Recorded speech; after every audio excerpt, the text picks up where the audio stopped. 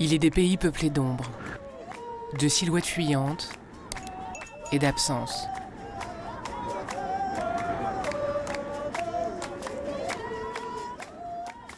La terre d'Afrique australe porte celle de l'un des plus vieux peuples de l'humanité, les Bushmen. Un peuple de chasseurs-cueilleurs, nomades, au destin tragique et aujourd'hui presque anéanti.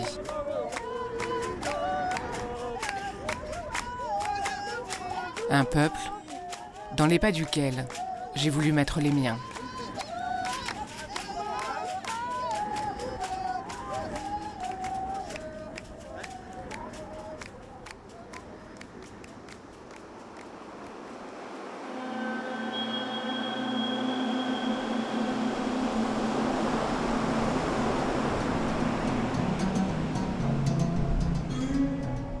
C'est en Afrique du Sud que j'ai commencé mon voyage.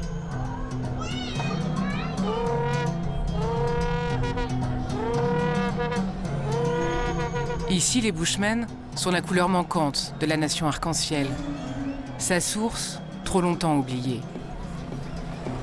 Pour évoquer leur passé, comprendre la fascination que les Bushmen exercent sur nous et rencontrer leurs descendants, je suis partie du Cap, où sont arrivés les premiers Européens.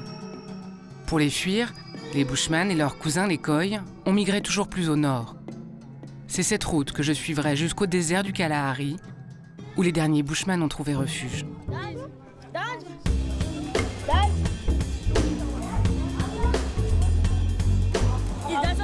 T'es en train de me filmer là ?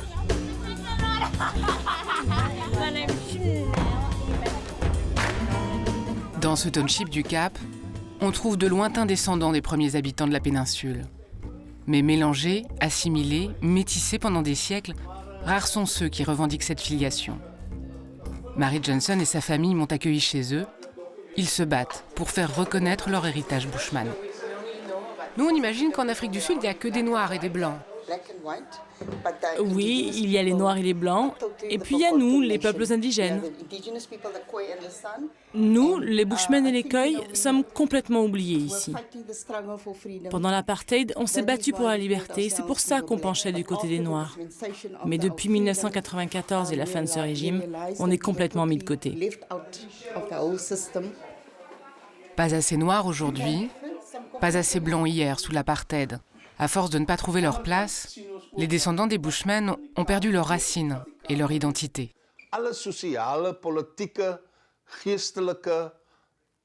Tous les systèmes politiques en Afrique du Sud, depuis Jan van Riebeeck au XVIIe siècle, en passant par l'apartheid, ont fait en sorte de nous dérober notre vraie identité. C'est pour cela qu'aujourd'hui, nous avons cette immense difficulté à faire la connexion entre les Bushmen et nous.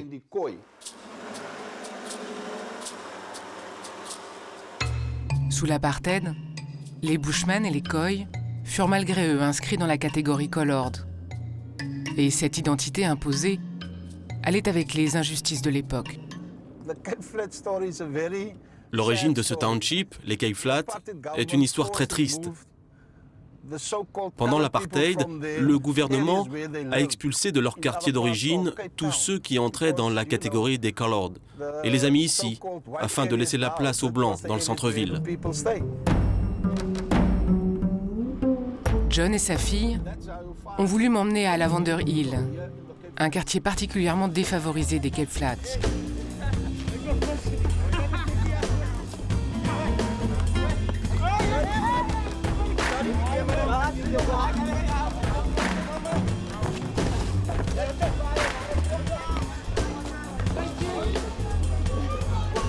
Ils ont souhaité me présenter l'une de leurs rares amies, qui revendique, comme eux, sans complexe, son origine bushman.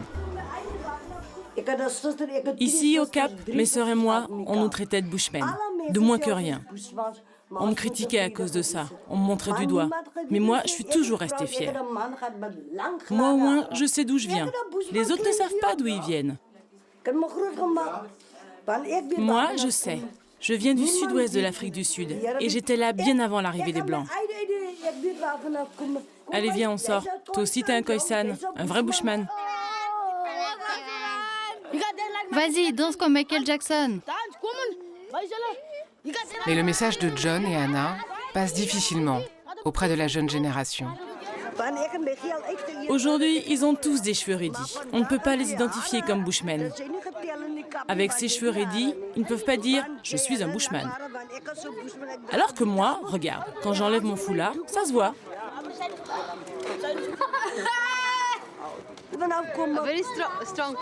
Une part importante de l'identité des Colored, c'est les cheveux, la raideur de tes cheveux.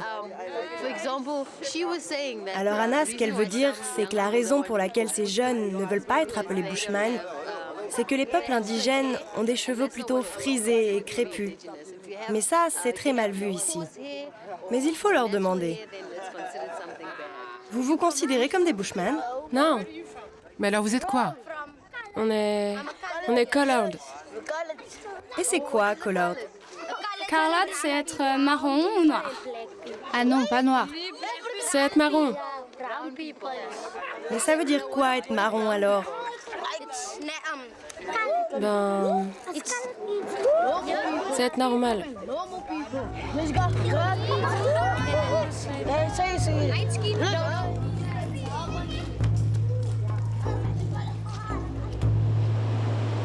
La honte d'être bushman, la peur d'être stigmatisé ou perçu comme quelqu'un de primitif ou d'arriéré remonte à l'arrivée des Européens ici au Cap, au XVe siècle.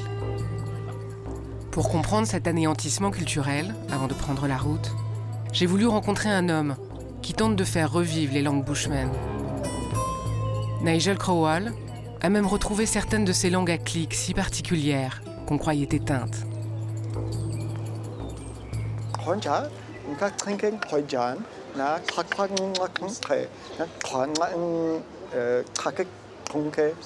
Donc, comme ça, presque tous les mots ont une clique au début. Qu'est-ce que vous avez dit là? Là, je me suis présenté en disant bonjour.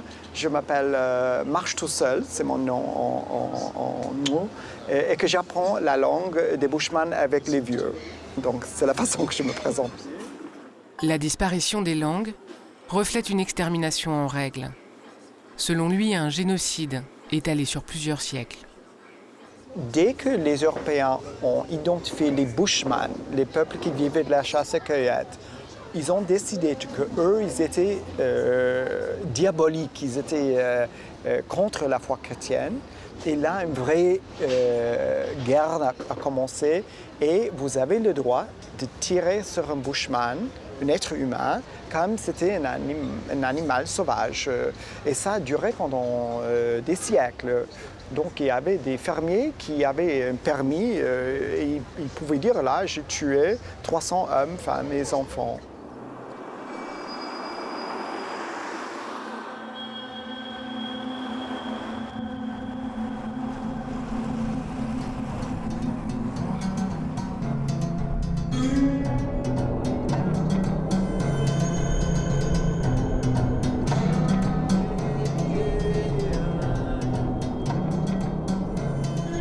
Nigel me l'a assuré, il me faudra rouler très loin, au nord, pour trouver les dernières communautés Bushmen, dans un désert qu'ils ont mis entre eux et les Blancs. Mais la preuve qu'ils sont les premiers habitants d'Afrique du Sud, c'est ici qu'on la trouve, dans cette région du Cederberg, où il y a la plus importante concentration de peintures Bushman du pays.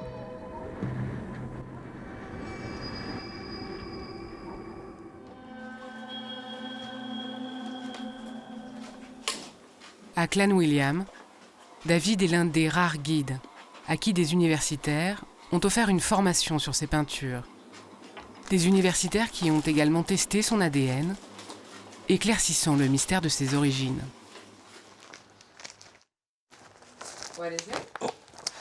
Ça, ce sont les résultats des tests ADN de David van der Westhuizen. C'est moi. Cela montre que je partage l'ADN des tribus Bushmen et Khoi.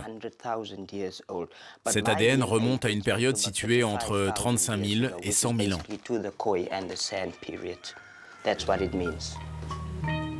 Si l'origine génétique est là, la langue et les traditions ont aussi totalement disparu dans sa famille. J'aimerais bien parler une des langues Bushmen ou Khoi, mais c'est dur de prononcer les clics. J'ai des amis qui les parlent. Aujourd'hui, j'étudie tout ce que je peux pour mieux connaître mes racines Khoi et San. Je lis beaucoup sur ce sujet. Avant de nous conduire aux peintures de ses lointains ancêtres, il a voulu nous montrer un autre vestige, un autre héritage dans sa ville, celui de l'apartheid. Voilà la rue principale, la ligne de séparation. À gauche, c'est la zone blanche. Et là, à ma droite, c'est la zone colored. Ici, la ségrégation est encore là.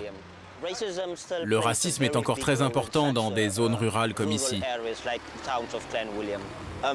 Ma mère m'a raconté que lorsqu'elle était jeune, c'était très dur. À l'hôpital, là-bas sur la gauche, il y avait des salles de soins pour les Blancs et une autre pour nous. Aujourd'hui encore, il y a des maisons de retraite différentes. La séparation est toujours bien visible malheureusement. Et qu'est-ce que ça vous fait ? Ça me rend très triste, car on préférerait que la ville de Clanwilliam se rassemble et cesse d'être divisée. «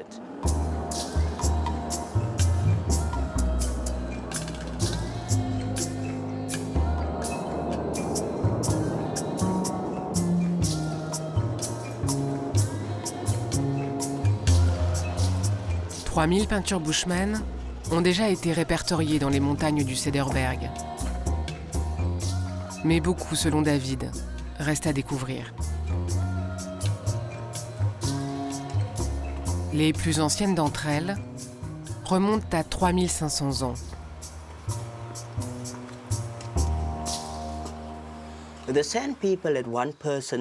Chez les Bushmen, les médecins traditionnels, les chamans, entraient dans des états de transe très profonds. Leur esprit quittait leur corps. Dans cet univers spirituel, ils se voyaient comme des êtres à moitié humains, à moitié animal, dans des positions et des formes très étranges. C'est cela qu'ils peignaient sur ces roches après les transes.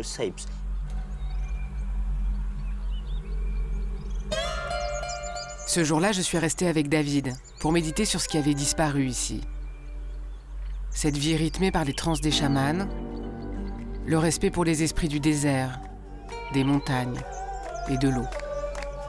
J'ai tenté d'imaginer ce monde encore enchanté avant de repartir vers la Namibie, vers les derniers Bushmen.